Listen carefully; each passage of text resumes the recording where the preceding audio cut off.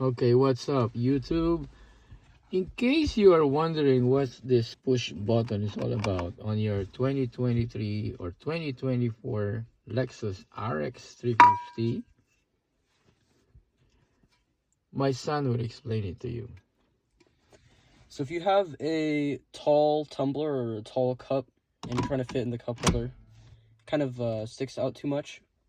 So you could push down this cup holder to go deeper, and then it clicks, and now taller cups will fit better, fit more comfortably.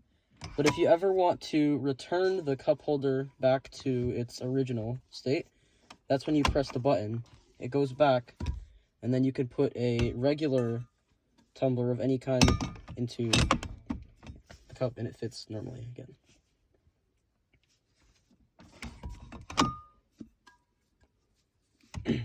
I'll show you again.